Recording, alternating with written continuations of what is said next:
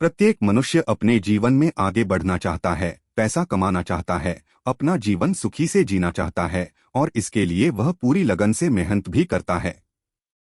परंतु इसके बाद भी जीवन भर गरीबी के चंगुल में फंस के रह जाता है। वह अमीर होने के सपनों के पीछे अपनी वर्तमान जिंदगी को कोसता रह जाता है। अज्ञानतावश इसके पीछे के कारणों को वह समझ नहीं पाता है कि यह सब वास्तुशास्त्र के कारण हो रहा है, जिससे उनके घर में स्थायी दरिद्रता का वास हो गया है और वह अपनी किस्मत को दोषी मानते रह जाता है। आइए इस विषय और इसके पीछे के कारणों पर विस्तार से चर्चा करें। घर किराए पर लेते समय या अपना घर बनवाते समय वास्तु का ध्यान न देना दरिद्रता को आमंत्रित करने में बहुत बड़ा योगदान देता है।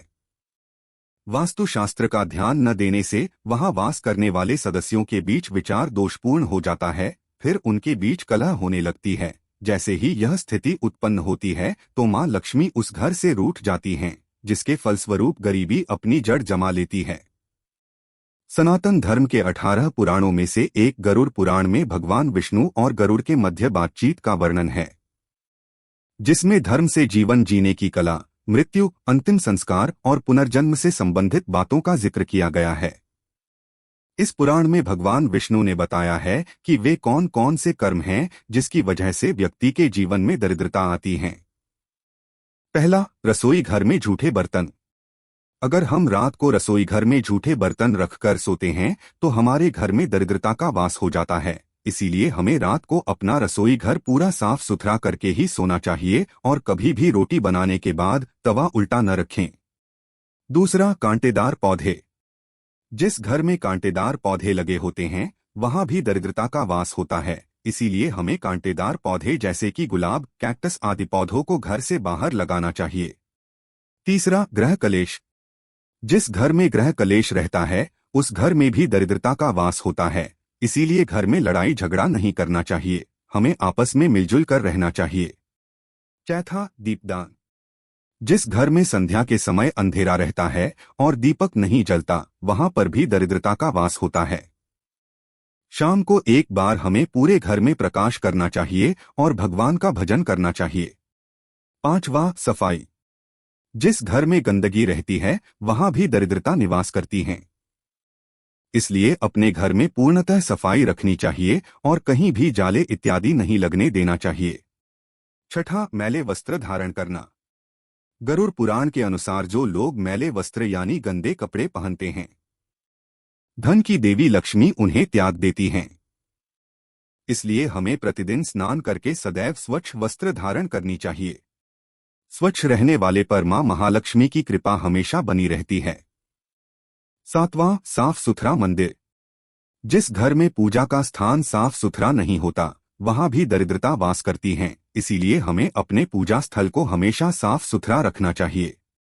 आठवां, सूर्य निकलने के बाद उठना।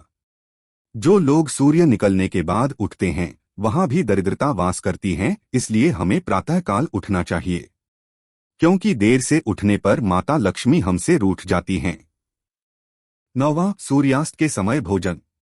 जब सूरज ढलने को हो यानी सूर्यास्त का समय हो तो याद रखिए इस समय कभी भोजन न करें। साफ शब्दों में कहा जाए तो भोजन या तो 5:30 से पहले करें या फिर 7 बजे के बाद। 10वां, दूसरों की हमेशा बुराई। गरुड़ पुराण के अनुसार जो व्यक्ति स्वभाव से आलोचक हो, अर्थात वो हमेशा किसी दूसरे व्यक्ति की कमियां निकालता हो और दूसरों के बारे में बुरा बोलता हो, माता लक्ष्मी उससे नाराज हो जाती हैं। दूसरों पर बेवजह चीखने, चिल्लाने या गुस्सा होने का स्वभाव हो तो इससे भी जीवन में दरिद्रता आती है।